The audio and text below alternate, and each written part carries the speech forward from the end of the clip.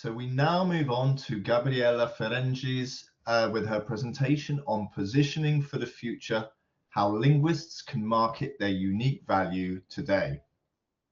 Gabriella is a German and Hungarian language coach based in London, where she runs a boutique language training company called ProLingua Global, and she lectures in marketing at Coventry University. In late 2020, she launched Thrive Online, a space with free marketing tips and tools for language professionals who don't like tech, offering practical guidance to turn online browsers into buyers. She is a chartered linguist, a chartered marketeer, and a fellow of the Higher Education Academy. In her talk, Gabriella will look at modern, sustainable approaches to self-marketing for freelance linguists in a profession which, like so many, is having to adapt to AI. She will cover how to redefine your value through niche specialization, reposition your services to highlight uniquely human strengths, and build resilience through collaboration and micro collectives. She will also touch on how to recognize when a freelance path no longer feels viable and how to pivot into adjacent roles where linguistic expertise remains in high demand. Gabriella, it's lovely to have you with us. Thank you. Thank you very much indeed for the nice introduction, Dom. All good, and I'm ready to go. Fantastic. So we'll pass over the controls for you now.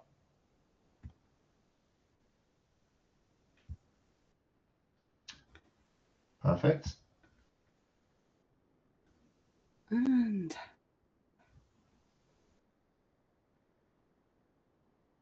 if you'd just like to go into presenter view. Exactly. It's loading, and hopefully we are good to go. We are good to go, yes. Fantastic. Well, thank you again, Dom, for the introduction, and I hope you all had a nice lunch break. I'm yet to have my lunch. I wanted to deliver my part first, and then I will go and enjoy a nice lunch while Martin is going to talk after me. So nice to have you all in the audience. Dom already introduced me just a bit to expand on a few things. Yes, my background is indeed in language teaching, language coaching. And once I came over to London, I started a language training business, founded my language training company eventually, ProLingua Global. And I specialized in working with finance professionals, finance companies. And I really enjoyed doing that. But I also discovered that as a freelance linguist, I also had to learn how to market myself and how to market my business itself so much. And I enjoyed it so much so that eventually I learned the tricks of the trade, the tricks of marketing. And now I got to teach it at university. So I'm with Coventry University, London, where I teach marketing and design different marketing communications modules, as well as courses and programs. But then nature is something that never ceases to amaze me. It's the ultimate boss, as I like to call it. And I also consider myself a bit of an adventurer. Sometimes I like to go on some crazy unconventional trips, and this is me in the Amazonian rainforest a couple of years ago, where I spent a good couple of weeks away from civilization, as we would call it, right? This was a different kind of civilization that we can indeed learn so much from. This was in the Ecuadorian Amazon, where I got to spend some time with the indigenous Achuar people. Now, in terms of what I'm discussing today with you, so this would be the flow of my presentation. I just want to take a quick snapshot about like where are we now to get a bit of a context, but I understand that this is something that Martin after me is also going to talk about more extensively. How do clients find us in this day and age, 2026? Do they understand, once they find us and come across our profile, our website, right? Do they understand us? Do they have the clarity that they need to make the right kind of decision for themselves? Do they trust us enough to choose us? So that's what we call conversion in the marketing lingo. Converting a prospect, someone who is potentially interested in working with us, into a paying client. And then what if we don't do it alone? What if we can work together with other language professionals, or potentially with other specialists from different fields? So we'll discuss forming some micro businesses. And then my path is the path of a bit of a pivot, which I'm going to expand on a little bit later on, but once a linguist, forever a linguist. I went to the conference a couple of weeks ago, and what I learned there and what was established is that AI, of course, is there, and it handles speed, it handles volume, and it's good with repetitive tasks. But we humans, we bring the judgment, we bring the context, we bring the responsibility aspect to the job. We know that as linguists. However, what was also articulated is that our clients are starting to be a bit more blind to this, right? And they see the next shiny thing in AI, and they keep thinking, oh, well, now I no longer need to hire a translator. AI can do the job, right?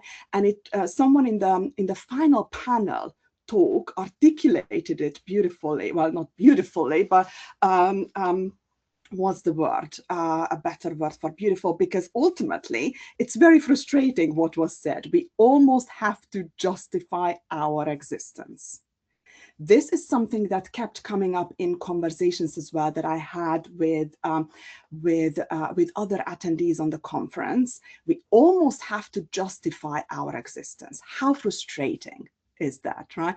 And I think Elenia also touched upon this idea, packaged in a different way, but I could certainly sense that this is a sort of frustration now that has creeped into our world thanks to AI, which means client expectations have changed.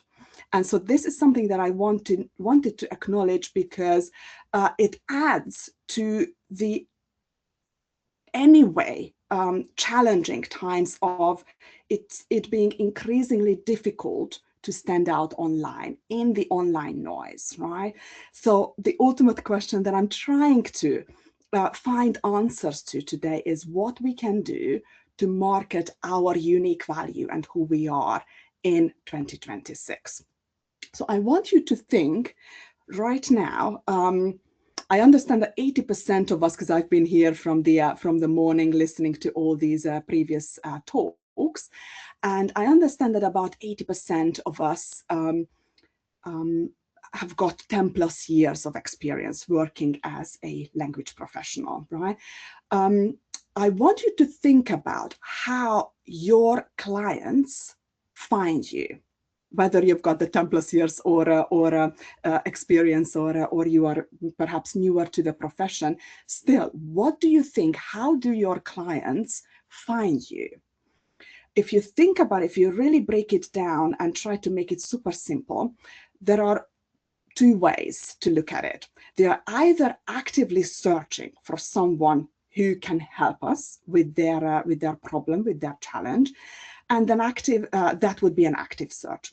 Or perhaps they come across you in a passive way. Active search would typically be Google, right? So if I need an Arabic to English certified translation, then if it was me, I would certainly go to Google, type that search query into the Google search field, and then out comes this screenshot. So at the top of the search engine results page, you would right now see translation online as a sponsored result. What this means is that translation online, they've got a website, right? And they now pay to Google to display their website at the top of the search engine results page. So if I clicked on that link, Translation Online would have to pay for my click, right? So this is sponsored result, this is paid. But then look at what comes up below. There is 24/7 languageservices.com, translatoruk.co.uk, right? Now, what these companies are doing, and I don't know them and I have no clue about who they are and how good they are at what they do, right? However, they do show up. They do show up right at the top of the search engine results page. That's because they've got a website, and that's because that website has been designed in a way that makes it very easy for Google to find it and display it. But ultimately, it's not about those websites being Google friendly. It's about those websites being customer friendly, because it's me, the person who types in Arabic to English certified translation, I'm in need of a service like this. These companies show up in the first instance, so they make my job really easy. It's very easy to find them. So that's why in the rest of my talk, I will argue for the importance of a website, for a website being non-negotiable for a freelance linguist. And I understand that that Gerard touched upon the idea of social media. I promise, get to that as well.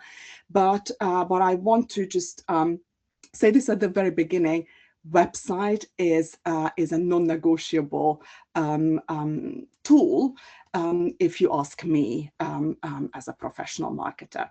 So back to the idea of how do clients find you. So they are either actively searching, and that would be typically somewhere on Google, or if it's a passive discovery, then it might be word of mouth, for which you would have to be more established. You would have to build connections, build a good network around you. And of course, social media can help with that passive discovery as well. Back to Google, and to also bring in another idea here about AI. So when someone is searching for something on Google, you will now see more and more often an AI overview being provided, right? So this is where you see artificial intelligence being embedded within the Google search. And what you will see here is an explanation of what simultaneous interpreting means. And then over here, you will see that this AI summary is coming from these 3 different websites. So again, what these websites, and of course I can click on show all, and there are potentially more content that this AI overview is coming from. So what these businesses are doing really well is they make their website very easy to digest for an answer engine, right? And so this is where we have to touch up on the idea of search engine optimization. What can we do with our website? That is the non-negotiable bit in 2026. What can we do with our website to make it really customer friendly and Google friendly, so that Google can find it when the need comes? And how can we make that website also answer engine friendly, so that that AI can also easily find the right kind of content that our potential clients are searching for? And so that's what takes me to the idea of clarity. And the first thing that I want to bring in here about the website is that it's not about you. The website is not about you or your services even.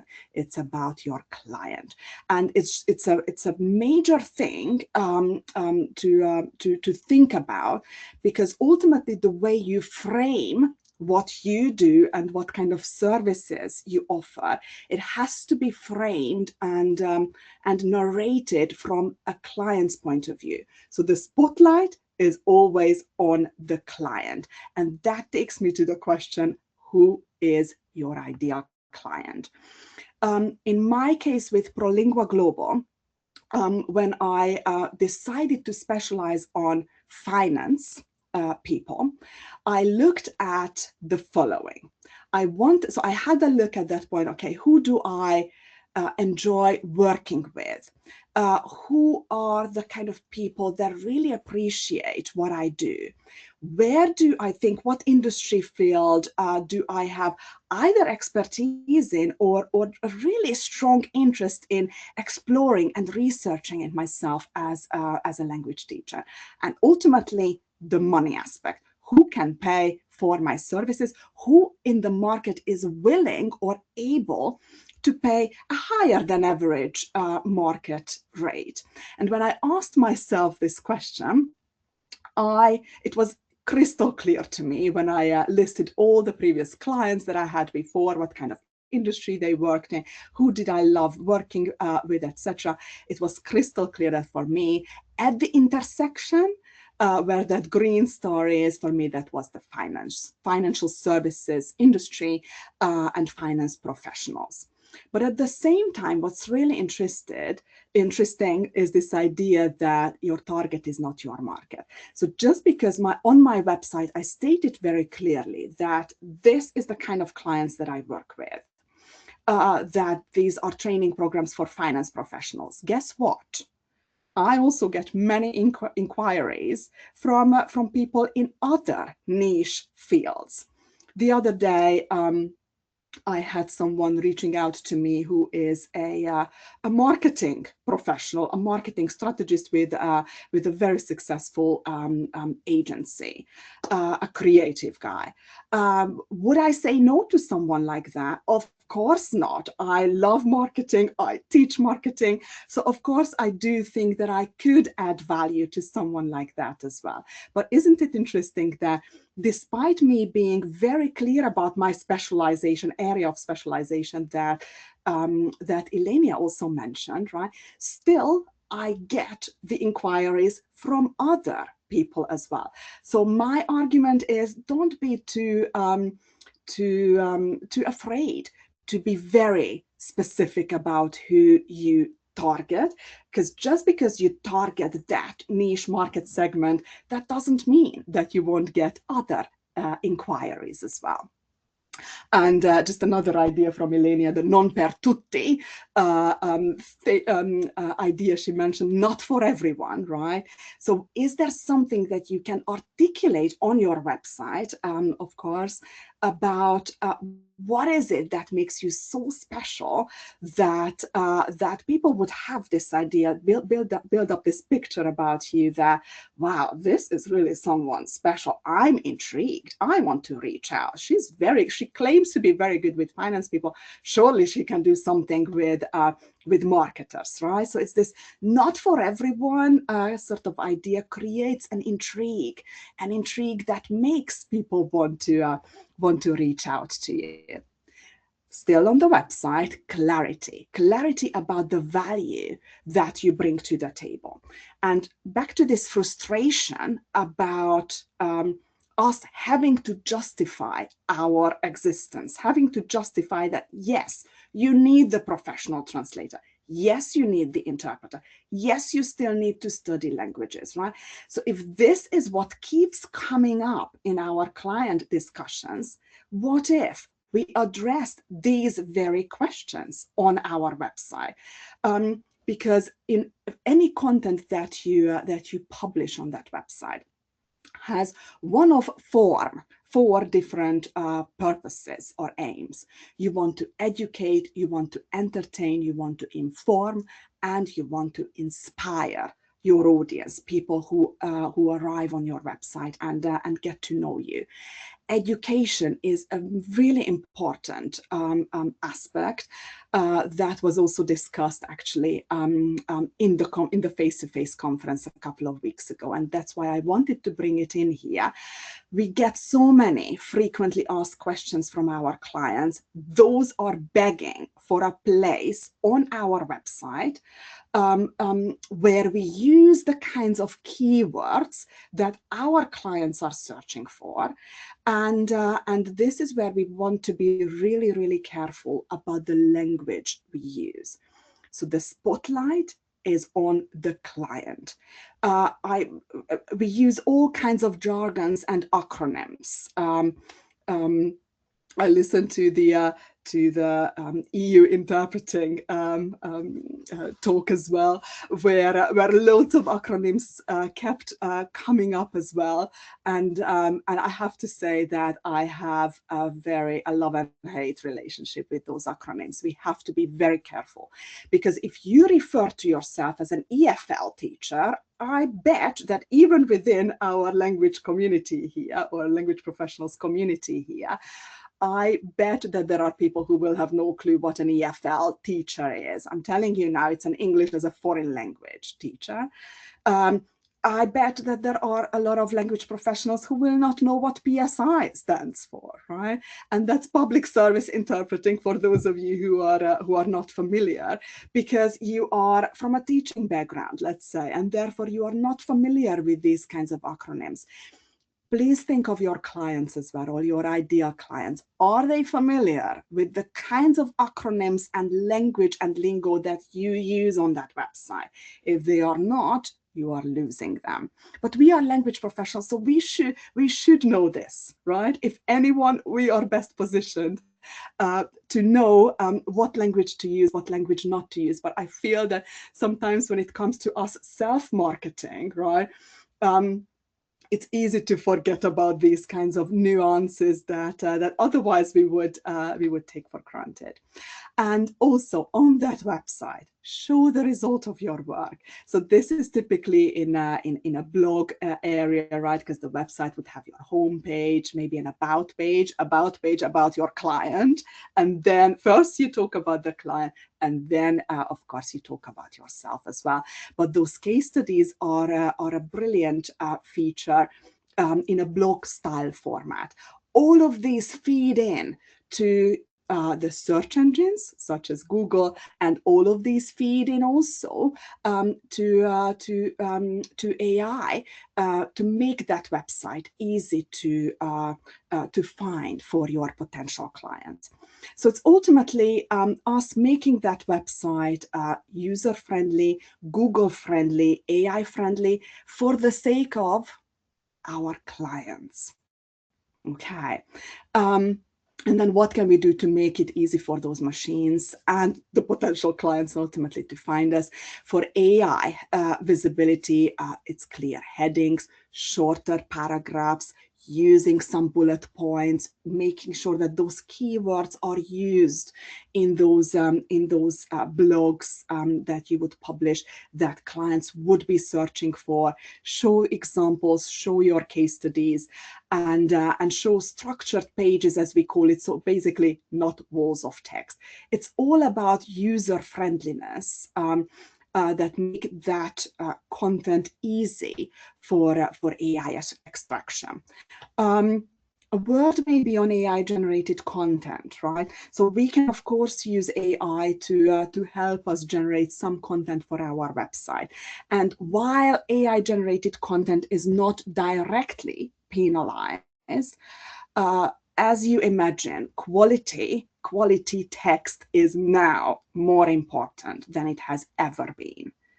So it's not just obvious, but we are the experts, we are the linguists, right? So again, we know this. So yes, why not use AI to help us create these kinds of content pieces for our website to make it easy to discover for our clients, and at the same time, so Google friendly, AI friendly, human friendly ultimately is the end goal, and therefore it has to be readable, it has to be useful, it has to be something that the client enjoys reading, because Google will pick up on things, how much time someone spends on that website, right? So when someone clicks over from Google or from the AI embedded search, and they land on our website, and then in 2-3 seconds they immediately click away because it's obvious that this is not what they want, right? Now that's that's a signal of a poor quality homepage or landing page that you created. So quality is more important than ever, but we are again the experts in this. So let's use those skills that we have got to our advantage. AI search is going to grow in the future, and so that's something that we just have to prepare for. There are different online tools that can help you with keyword planning and content planning to make sure that you publish the right kind of content on your website.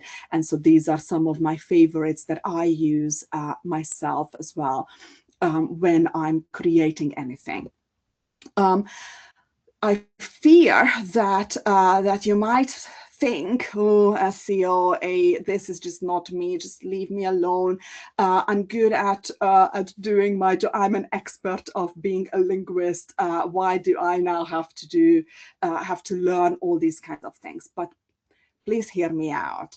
I do think that that it's our duty to be able to market ourselves, because if clients who would really need us cannot find us, then you are doing a disservice to them.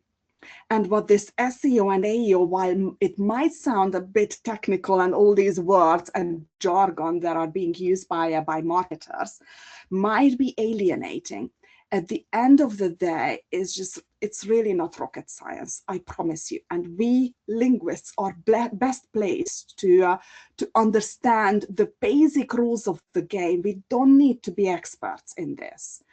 But the basic rules are basically about readability, usability, reader friendliness, etc. And that's something that that I also talk about. So a few years back, I recorded a series of podcasts and also published a few blogs around this idea about marketing yourself and not being afraid of marketing yourself as a language professional. And this particular conversation that I had with Christy Nagy was particularly useful, and we touched on the idea of SEO as well. At that point, AI was not yet around as much as it is today.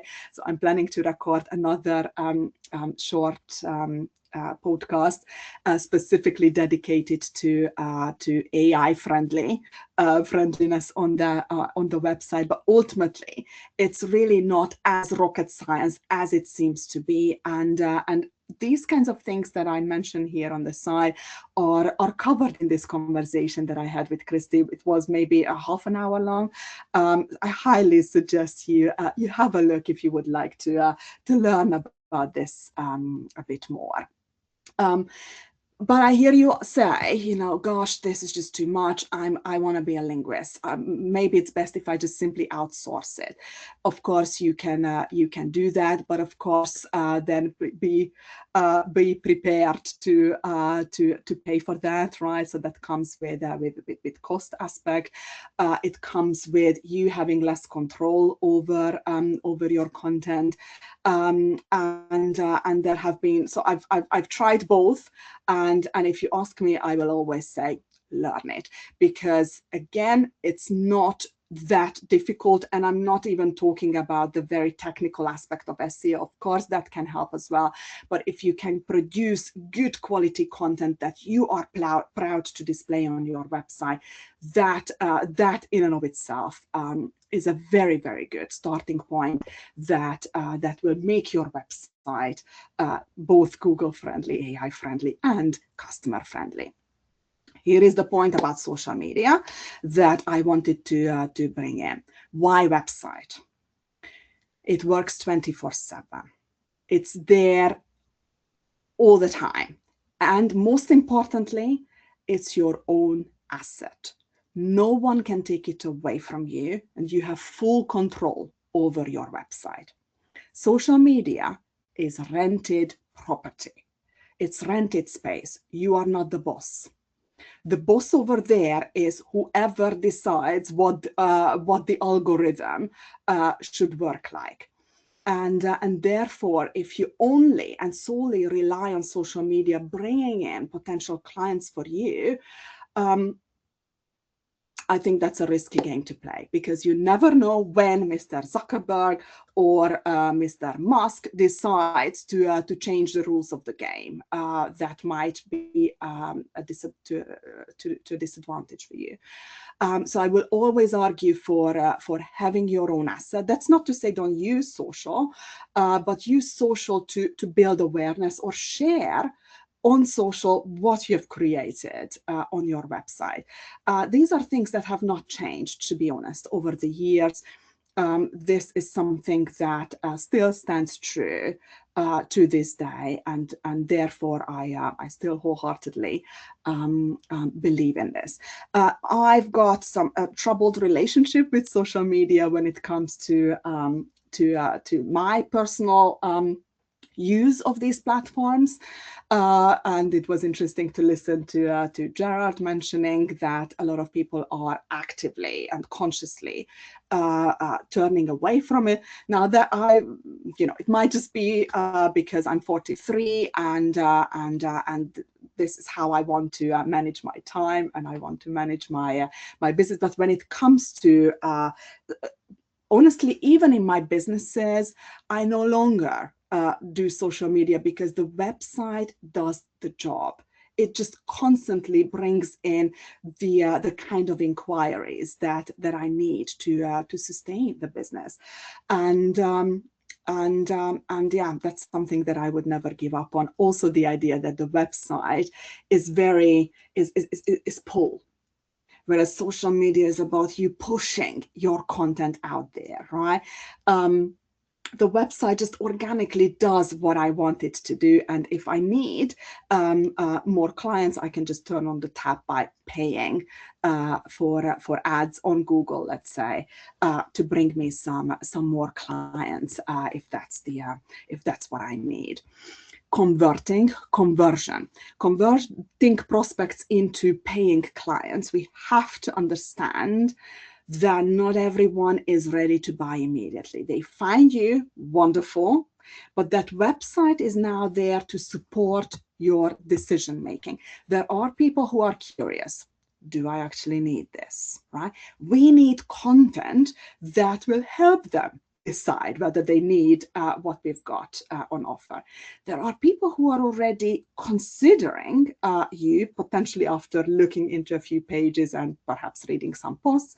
So they are asking the question, is this the right person for me to choose? Again, you want to have content to be able to convince them and to be able to help them make the decision for themselves.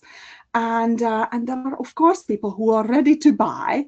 Now they are asking the question, how do I get in touch? How many times I've seen websites, or I've been a user of a website where I'm ready to get the credit card out, and it's just somehow it's not working. I can't get in touch. I can't find how to make that purchase happen. Confusion kills conversion. Be careful with that. And finally, a couple of points on things that actually Elenia beautifully addressed earlier about diversification. Partnership. As an idea for growth opportunity. We don't necessarily have to do all these things that we do on our own. Why not thinking about coming together with other areas of specialisms, combining complementary skills, offering potentially broader solutions, and thereby building some micro agencies or micro collectives. Together we are stronger. And I also feel the responsibility that was mentioned earlier about us coming together to defend our existence, so to say, as a language professional. I think all of these things, by coming together with different professions, depending, of course, on your area of specialism and interest and passion and expertise, I think that's something for us to consider. We don't necessarily have to be alone in this. And my personal journey was that of a bit of a pivot, if you like. I like to use this phrase. I don't know if that makes sense in English, like having more than 2 feet on the ground, right? At the conference just a couple of weeks ago, when I had conversations with fellow language professionals attending, I didn't have one single conversation where the person was just doing one thing, right? Everyone had worked in different roles. Like in my case, yes, I'm a language teacher, and I still have a few key clients that I love working with. But at the same time, I'm an academic, I'm a marketer, and now I added learning strategy to my kind of skill set, because it turns out I just really enjoy creating training programs for adults who want to learn German or Hungarian. I love creating training programs for future marketeers. I love and I really enjoy working on these modules and creating an entire course on MBA or an MSc or an undergraduate program. So all of these things are there, and this is just a snapshot of what I heard people talking about, working in adjacent roles, industry roles, doing some knowledge-based work on top of some other work that they already do, or launching hybrid careers. This is us. And we, I would argue, language professionals are best positioned to be very versatile and flexible with our career. And I think that's something to celebrate. And I think this is the right moment to give back the word to Dom or Sohaila to see if you've got any questions for me. Thank you so much for that fascinating presentation, Gabriella. We've got lots of questions coming in and lots of thanks and applause coming in. We'll try and tackle maybe a couple of questions before we'll need to move on. But so first one, somebody with their own website but haven't really done any SEO work, what would be kind of like a first sort of starting point for them, and also how much time should they be devoting to these activities? Yeah, that's the thing that, so when it comes to SEO work, let's assume that you've got a website with content there that may or may not be particularly SEO friendly, right? So you can start with what you've got already. That's a brilliant starting point. And maybe just look into some aspects of, am I using a bit too much text? Where can I chunk it up a little bit by including a few keywords in headings and making it a bit more reader friendly? So once and in case you don't have enough content published, then perhaps in the future, what you want to focus on is creating a few key blogs, but then by all means looking at your pages, right? So there is a difference between a page on the website and your posts. Pages are more static, your home page, your about page, your services page, right? Have a look at those as well and see if there are any areas where you can maybe bring in some more keywords, work with some headings. But it's, and then the other aspect is that I think over mystified is this idea of link building. So the website in and of itself is not enough. There have to be links pointing outwards to other websites, such as the Chartered Institute of Linguists, who happily also shares our contact details on their website, right? When we've got the linguist directory, like these are all links that we can build a bit more actively using different strategies. This is something that I promise that I talk a little bit more in the Marketing Nuggets podcast because it would be difficult to cover in just a couple of minutes, but I promise you It's not rocket science. You can do it. Fantastic. Okay. And I'd say just maybe time for one more question, just very quickly. There's quite a few sort of similar questions coming in about AI and whether there's anything different in terms of how the principles for marketing towards AI, ChatGPT, Copilot, Claude, and so forth. Anything you could say on that, just very briefly? So in marketing, as I mentioned earlier, we can use them, right? We can use them to create content. We can use them to help us give a few ideas about how to frame something. But I urge you to try and be cautious. But we know this, colleagues. We know how to use AI and how not to use AI. We know exactly where are the boundaries of good use and misuse. So let's just go with those rules that we know anyway, as we are creating content for our website as well.